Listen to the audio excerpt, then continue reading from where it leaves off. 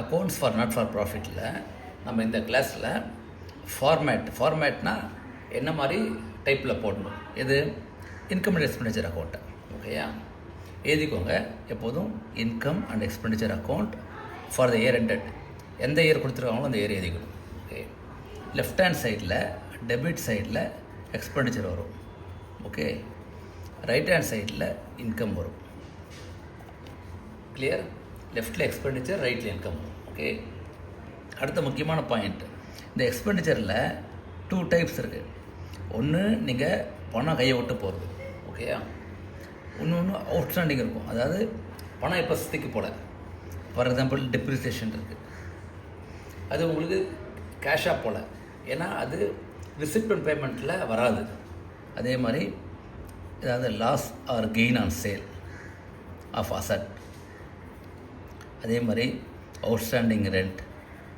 Okay, அதே மாதிரி இன்கம்லேயும் both வரும், அதாவது பணம் வந்ததும் வரும், அதே மாதிரி outstanding subscription, outstanding interest income. ஓகேயா, அதுதான் முக்கியமான point. So both cash and இதுக்கு பேர் நான் கேஷ் அப்படிம்பாங்க. ஏன்னா இப்போ சுற்றிக்கு கை விட்டு கேஷ் போல், ஆனால் நம்ம எக்ஸ்பெண்டிச்சராக புக் பண்ணி ஆகும். ஓகேயா, சரி, இப்போ நெக்ஸ்ட்டு என்னெல்லாம் எக்ஸ்பெண்டிச்சர் வரும்னு பார்க்கலாம். சேலரி, சேரிட்டிஸ் கொடுத்துருந்தானே, rent, donation paid, okay, stationery, then travel, அதெல்லாம் கூட இருக்கும். அதாவது ஒரு கிளப்போ ஒரு லைப்ரரியோ ஒரு டெம்பிள்னு வச்சுக்கோங்களேன், அதில் என்னெல்லாம் இருக்கும் எக்ஸ்பெண்டிச்சர். அதே மாதிரி ஃபுட்டுக்கு இருக்கும். ஓகே, அதாவது கேன்டீன் சொல்லுவாங்க. தென் ஓகே, இதெல்லாம் வந்து ஆக்சுவல் எக்ஸ்பெண்டிச்சர். இதுதான் நான் சொன்னது non cash expenditure.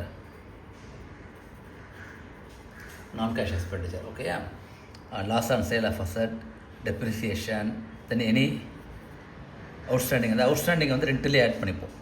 Rent outstanding இருந்ததுன்னா ரெண்ட்டில் வந்து போத் ரெண்ட் வரும், ரெண்ட் ப்ளஸ் அவுட்ஸ்டாண்டிங் வரும். நம்ம சேலரியில் சேலரி ப்ளஸ் அவுட்ஸ்டாண்டிங் வரும். ஓகேயா, இப்போ இது எக்ஸ்பெண்டிச்சர் சைடில். இப்போ இன்கம் சைடில் அதே மாதிரி சப்ஸ்கிரிப்ஷன், டொனேஷன் ரிசீவ்ட், அட்மிஷன் ஃபீ. இந்த டொனேஷனில் அவங்களே சொல்லிடுவாங்க, if it is special donation அது வந்து பேலன்ஸ் ஷீட்டுக்கு போயிடும்.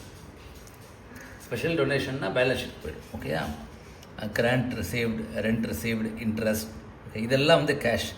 அதே மாதிரி நான் கேஷ் ஐட்டம் வந்து profit on sale of asset, இது non cash item. Okay, so இது நீங்கள் சப்ஸ்கிரிப்ஷன் அதே மாதிரி என்ன சப்ஸ்கிரிப்ஷன் ப்ளஸ் அவுட்ஸ்டாண்டிங் சப்ஸ்கிரிப்ஷன் வரும். என்ன அவுட்ஸ்டாண்டிங்.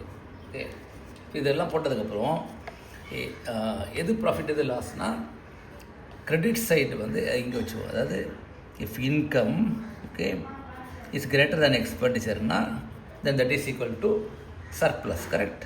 கண்டிப்பாக. If income is greater than expenditure, surplus.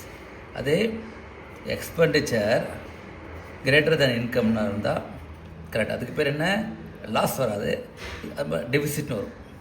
ஏன்னா நீங்கள் ப்ராஃபிட் மோட்டிவாக பிஸ்னஸாக நடத்தினா தான் அதுக்கு பேர் வந்து ப்ராஃபிட் ஆர் லாஸ். இது வந்து கிளப் இன்ஸ்டியூஷன்லாம் வந்து நார்மலாக வந்து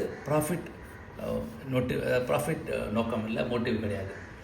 அதாவது சோஷியல் சர்வீஸ் சொசைட்டிக்காக பண்ணுறது. அதனால் நம்ம ப்ராஃபிட் லாஸ் சொல்ல மாட்டோம். அதுபோல் நம்ம வந்து இன்கம் கிரேட்டர் தென் எக்ஸ்பெண்டிச்சர்னா சர்ப்ளஸ், எக்ஸ்பெண்டிச்சர் கிரேட்டர் தென் இன்கம்னா கரெக்ட், டெபிசிட். ஓகேயா, ஸோ இதுதான் format of income and expenditure account. Okay, thank you.